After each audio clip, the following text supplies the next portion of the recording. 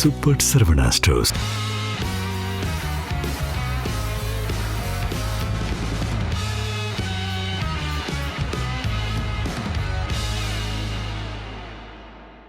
மேற்கு வங்கத்தில் 294 தொகுதிகளுக்கான வாக்குப்பதிவு 2 கட்டங்களாக நடக்க இருக்கு.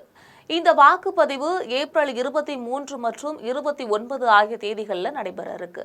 அப்படி இருந்தாலும் தேர்தல் நடக்குமா என்பது பெரும் சந்தேகமாக இருக்கிறது. காரணம், அந்த மாநிலத்தில் சர்ச்சைகளுக்கும் பஞ்சமில்லை.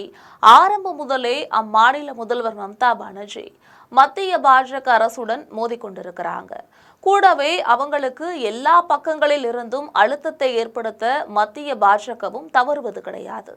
இந்த நிலையில தற்பொழுது அங்கு புதிய ஆளுநராக RN ரவி அனுப்பப்பட்டிருப்பதற்கு பின்னர் பலமான அரசியல் திட்டங்கள் உள்ளதாக சொல்லப்படுகிறது.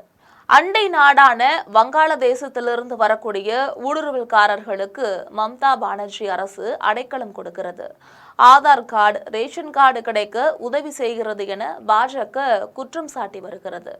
இந்த நிலையில அம்மாநிலத்தில் SIR செயல்முறைக்கு பிறகு பிப்ரவரி 28ஆம் தேதி வெளியான வாக்காளர் பட்டியலில் 63 லட்சம் வாக்காளர்கள் நீக்கப்பட்டிருந்திருக்காங்க.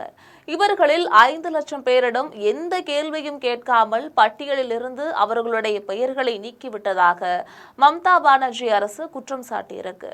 நீக்கப்பட்ட வாக்காளர்கள் அனைவரும் கடந்த ஆண்டு டிசம்பர்ல சேர்க்கப்பட்டுள்ளார்கள் என்கிறது பாஜக. மேலும் 60 லட்சம் வாக்காளர்களை தேர்தல் கமிஷன் காத்திருப்பு பட்டியலில் வைத்திருக்கிறது. அவர்கள் தாக்கல் செய்திருக்கக்கூடிய ஆவணங்கள் சரிபார்க்கப்பட்டு வருவதாக தலைமை தேர்தல் கமிஷன் தெரிவிச்சிருக்காங்க.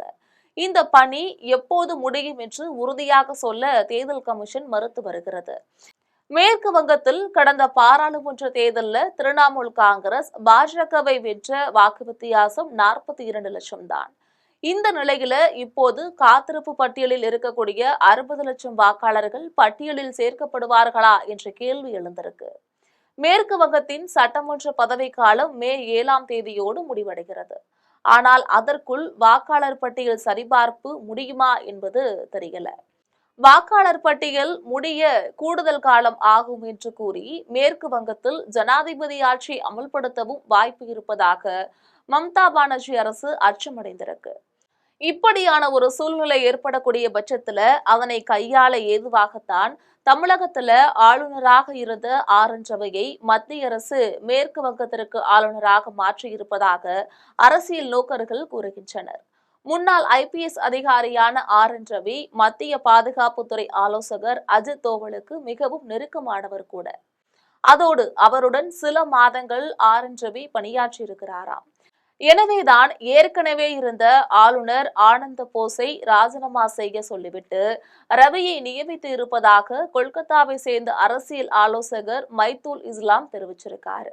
அவர் மேலும் ஜனாதிபதி ஆட்சி அமல்படுத்தப்படும் போது அதனை திறமையாக கையாள சரியான ஆள் தேவை என்பதாலும் RN ரவி முன்னாள் போலீஸ் அதிகாரி என்பதாலும் அவரை நியமித்திருக்கின்றனர் என்று தெரிவிச்சிருக்காங்க.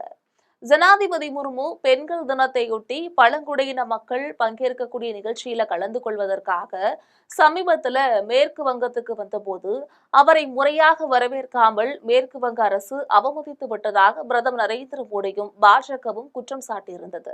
ஜனாதிபதி பங்கேற்கக்கூடிய நிகழ்ச்சி முதல்ல பிதா நகரில் நடப்பதாக இருந்துச்சு. ஆனால் அங்கு ஜனாதிபதியின் நிகழ்ச்சியை நடத்த மாநில அரசு அனுமதி கொடுக்கவில்லை என்று கூறப்படுகிறது. இதனால அந்நிகழ்ச்சி சிலிகுரிக்கு அருகில் மாற்றப்பட்டது. அதோடு ஜனாதிபதி நிகழ்ச்சியில் முதல்வர் மம்தா பானர்ஜியோ அல்லது அவரது கட்சி அமைச்சர்களோ பங்கேற்கவில்லை. ஜனாதிபதியை வரவேற்கவும் மம்தா பானர்ஜி வரவில்லை. எனவே ஜனாதிபதியை மம்தா பானர்ஜி அவமதித்து விட்டதாக பாஜக குற்றம் சாட்டியிருக்கிறது. இந்த குற்றச்சாட்டை மறுத்திருக்கக்கூடிய மம்தா, ஜனாதிபதியின் நிகழ்ச்சியில நெறிமுறை மீறல் எதுவும் இல்லை, ஜனாதிபதியின் நிகழ்ச்சி குளறுபடிக்கு அதை ஏற்பாடு செய்த தனியார் அமைப்பாளர்கள் மற்றும் மத்திய அரசின் இந்திய விமான நிலையங்கள் ஆணையம்தான் பொறுப்பு, ஜனாதிபதி மற்றும் அரசியலமைப்பின் மீது எங்களுக்கு முழு மரியாதை உண்டு என்றும் கூறியிருக்காங்க.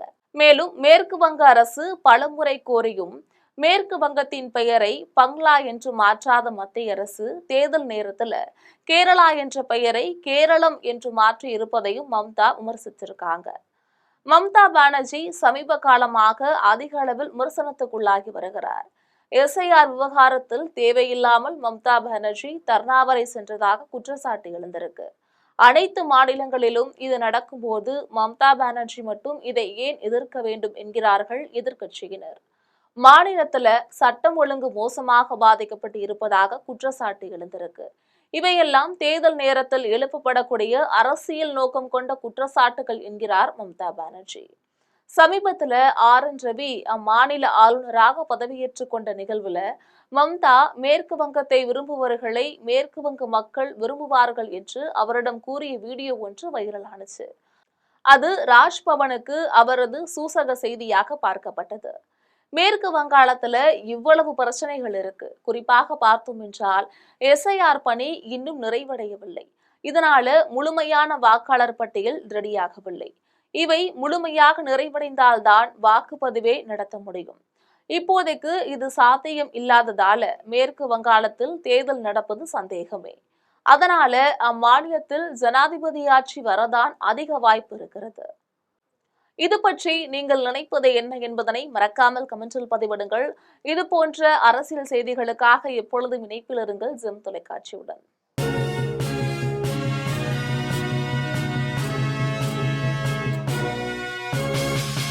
உடனுக்குடன் அப்டேட் தெரிந்து கொள்ள ஜெம் டிவி தமிழ் ஆப்பை இன்ஸ்டால் செய்யவும். அன்பை கொடுங்கள், ஆடை கொடுங்கள், ரமலான் பெருநாள். Super Saravana stores.